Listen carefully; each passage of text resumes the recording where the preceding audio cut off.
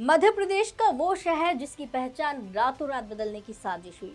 भारत के सबसे साफ शहर यानी इंदौर को बदनाम करने की कोशिश आखिर क्यों की गई और किसके इशारे पर की गई? क्यों इस शहर की गलियों से हिंदू नाम हटाकर मुस्लिम नामों के बोर्ड लगा दिए गए? ऐसा क्या डर था कि रात के अंधेरे में सड़कों का वजूद बदलने की कोशिश हुई? इंदौर में चंदन नगर की गलियों का रात के अंधेरे में धर्म परिवर्तन कर दिया गया। आरोप है कि इलाके की पार्षद फातिमा रफीक खान के इशारे पर गलियों के नाम बदले गए। मिश्रावाला रोड को ख्वाजा रोड कर दिया गया, लोहा गेट रोड को रजा गेट कर दिया गया और चंदन नगर सेक्टर बी को सकीना मंजिल रोड कर दिया गया। सवाल ये है कि ये सब क्यों किया गया? इसके पीछे मंशा क्या थी? हैरानी की बात यह है कि नाम बदलने के लिए ना तो मेयर इन काउंसिल की परमिशन ली गई और ना ही नगर निगम की तरफ से इसके बारे में कोई नोटिफिकेशन जारी हुआ।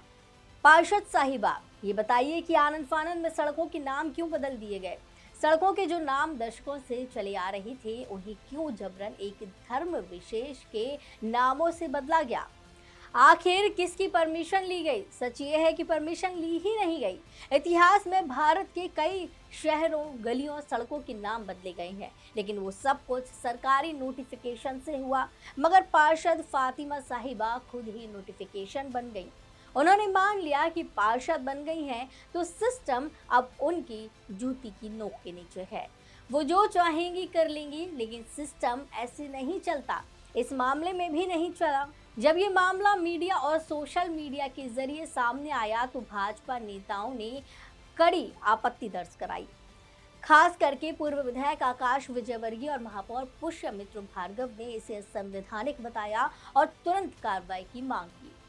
दबाव बढ़ने पर नगर निगम प्रशासन ने रातों रात सभी अवैध बोर्ड हटवा दिए और महापौर ने स्पष्ट कह भी दिया कि ये कदम नियम कानूनों के खिलाफ है। उन्होंने पार्षद के खिलाफ एफआईआर दर्ज करने और दोषी अधिकारियों पर कार्रवाई करने के आदेश दिए।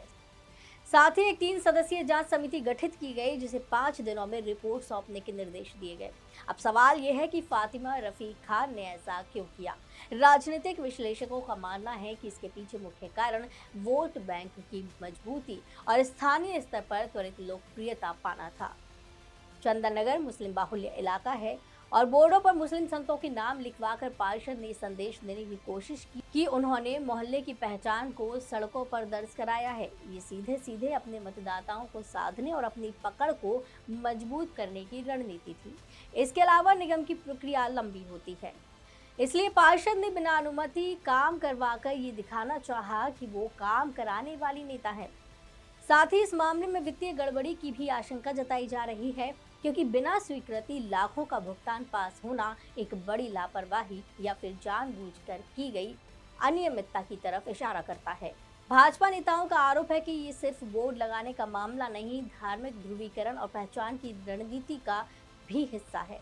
उनका कहना है कि कांग्रेस पार्षद ने जानबूझकर मुस्लिम पहचान को उभारने के लिए ये कदम उठाया ताकि अल्पसंख्यक मतदाताओं में अपनी छवि मजबूत कर सके और बहुसंख्यक समाज को उकसाकर राजनीतिक बहस कड़ी कर सके।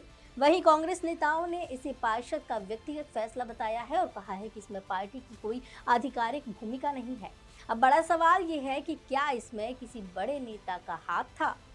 अब तक की जांच में किसी वरिष्ठ नेता की सीधी भूमिका सामने नहीं आ पाई है, लेकिन भाजपा का आरोप है कि इतने बड़े स्तर पर काम राजनीतिक संरक्षण के बिना संभव ही नहीं है। नगर निगम की जांच समिति भी ये पता लगाने पर ध्यान केंद्रित कर रही है कि क्या अधिकारियों ने राजनीतिक दबाव में आकर भुगतान पास किया।